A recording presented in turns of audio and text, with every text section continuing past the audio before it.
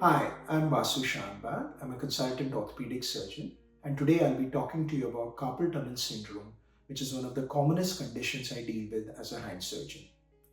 Carpal tunnel syndrome is a compression neuropathy, which means that the nerve is being trapped at the level of your wrist. Nerves are like electrical cables. They plug in at your neck, they travel down the arm, and they split into various nerves at the level of the elbow.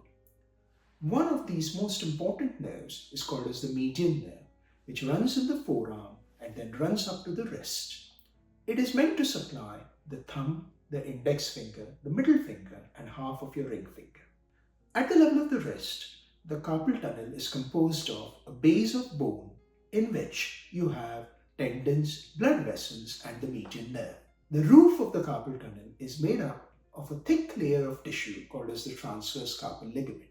In individuals who develop carpal tunnel syndrome, this transverse carpal ligament thickens and it presses on the nerve. And when it presses on the nerve, it produces symptoms. These symptoms generally manifest as nighttime pain and also tingling and numbness in the area supplied by the median nerve. In the later stages, carpal tunnel syndrome can produce wasting in the muscles. And when this happens, individuals can struggle with day-to-day activities such as doing up their buttons, cutting their food, handing out change. The predominant feature in carpal tunnel syndrome tends to be nighttime pain. In the initial stages of carpal tunnel syndrome, it can be managed by anti-inflammatory drugs, splints, and often steroid injections. All these measures help to control the symptoms, but they do not really take away the main cause, i.e. the compression on the nerve. If we seek a permanent solution to carpal tunnel syndrome symptoms, then surgery is the way forward. Surgery is carried out as a day case procedure and is carried out under local anesthetic.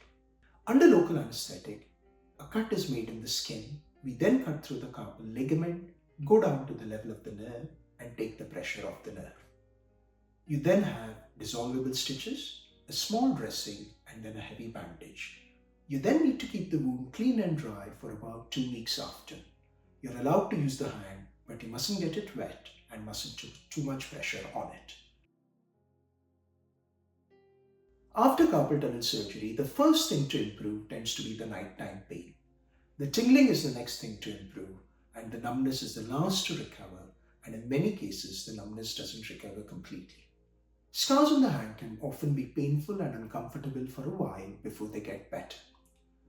Like with any surgical procedure, the surgery has other risks, and these will be discussed in detail with you on a case-by-case basis. If you think you have carpal tunnel syndrome, please don't hesitate to get in touch with us, and I'll be happy to help.